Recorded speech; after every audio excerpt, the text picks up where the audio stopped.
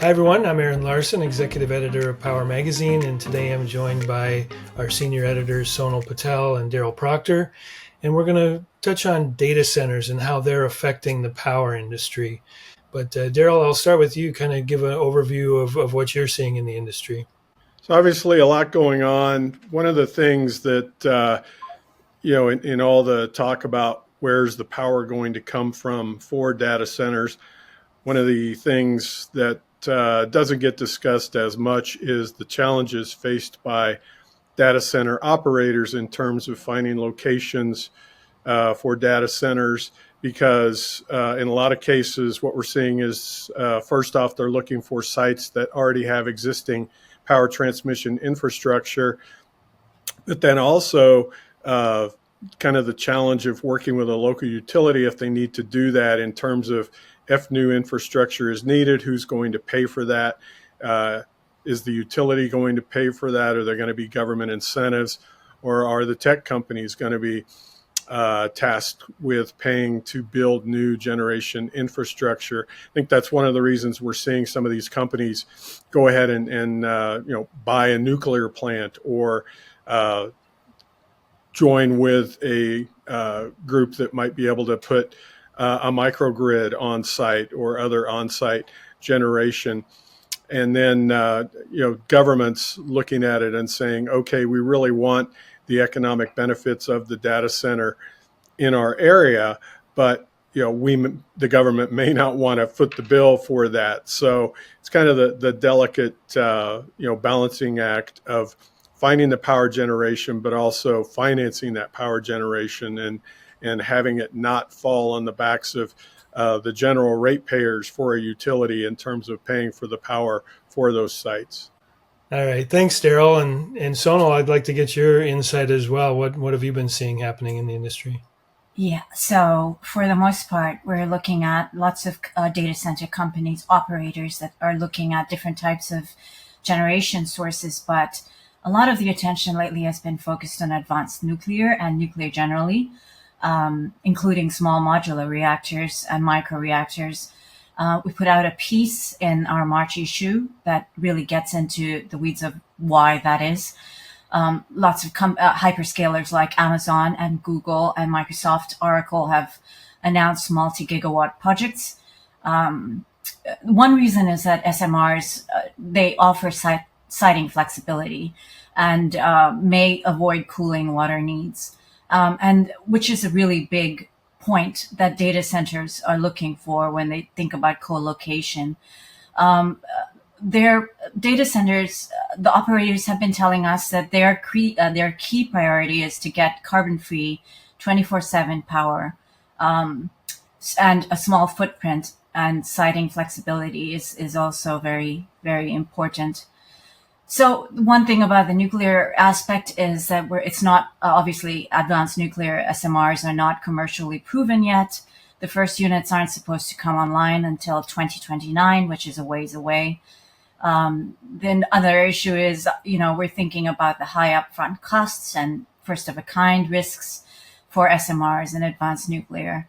And there's always in the backdrop, as Daryl mentioned, the regulatory timelines that don't really match the data center speed. There's other issues like labor shortages and insurance and permitting, and other supply chain issues. Thanks, Sonal. And from my perspective, I've had a couple of guests on the Power podcast who have talked about data centers. And one was Matteo Mazzoni. He's the director of energy analytics at ICIS.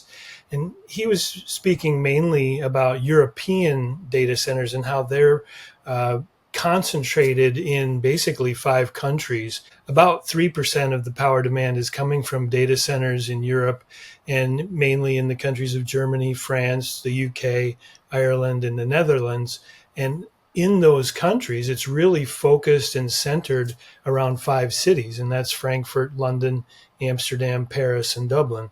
So there's really a concentration of where these high energy demands are focused, and it's putting companies in kind of a bind to supply them as more and more data centers come online. I also had Sheldon Kimber, founder and CEO of Intersect Power, on the podcast, and they operate a base portfolio of about 2.2 gigawatts of solar PV, as well as 2.4 gigawatts of storage. And his main focus or main point is that companies developing data centers need to think power first. And what that means is basically starting with the availability of power as the first criteria when building a data center, and screen out any sites that don't have power available, or where new facilities would need to be basically built in order to supply the power for the data center. So there's a lot happening in the data center development area, and power companies are heavily affected by that and need to be involved in that planning and supply for these vital and very important facilities.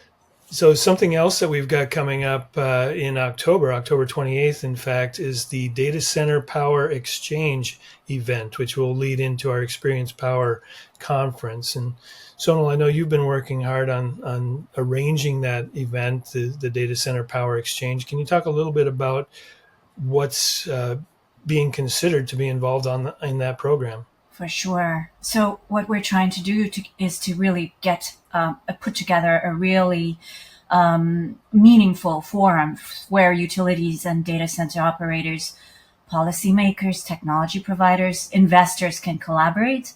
It is imperative that we align our energy strategies because of just the rapid growth that we're seeing with the digital infrastructure.